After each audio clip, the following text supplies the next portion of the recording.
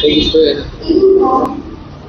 ಇವತ್ತಿನ ದಿವಸ ಮಾಹಿತಿ ಕಾಯ್ದೆ ಬಂದು 20 ವರ್ಷದ ದಿನಾಚರಣೆಯನ್ನು ಬೆಂಗಳೂರಿನ ಕನ್ನಡ ಭವನದ ಸಭಾಭವನದಲ್ಲಿ ಭಾಳ ಅದ್ಭುತವಾಗಿ ಒಂದು ಜಾಗೃತಿಯಾಗಿ ಆಚರಿಸಿದ ದಿನ. ಕರ್ನಾಟಕ ರಾಜ್ಯ ಸಾಮಾಜಿಕ ಕಾರ್ಯಕರ್ತರ ಒಕ್ಕೂಟದ ಎಲ್ಲ ಮುಖಂಡರುಗಳಿಗೂ ಪ್ರಥಮವಾಗಿ ಇಡೀ ರಾಜ್ಯದ ವಿವಿಧ ಜಿಲ್ಲೆಗಳ ಎಲ್ಲ ಹೋರಾಟಗಾರರನ್ನು ಸಂಘಟನೆ ಮಾಡಿ ಒಂದು ರಾಜ್ಯದಲ್ಲಿ ಜಾಗೃತಿ ಮೂಡುವಂಥ ಒಂದು ಕಾರ್ಯಕ್ರಮದಿಂದ ನಡೆದಿ ಫಸ್ಟ್ ಆ ಸಂಘಟನೆಗೆ ನಾನು ಅಭಿನಂದನೆಗಳನ್ನು ಸಲ್ಲಿಸ್ತೀನಿ. ಅದರ ಮುಖಂಡರಾದಂಥ ಶ್ರೀ ರಾಮಲಿಂಗೇಗೌಡರು, ಮುನೇಗೌಡರು, ಮಲ್ಲಿಕಾರ್ಜುನ್ ಅವರು ಹಲವಾರು ಪ್ರಾಮಾಣಿಕ ಒಂದು ದಕ್ಷ ಒಂದು ಸಂಘಟಕರದಾರ. ಇಂಥವರಿಂದ ನಿಜವಾಗಿಯೂ ನಮ್ಮ ರಾಜ್ಯ ಈ ಒಂದು ಕಲುಷಿತ ವಾತಾವರಣದಲ್ಲಿ ಭ್ರಷ್ಟಾಚಾರ ಭಾಳ ಒಂದು ವಿಪರೀತ ಮಟ್ಟಕ್ಕೆ ಹೋಗೈತಿ.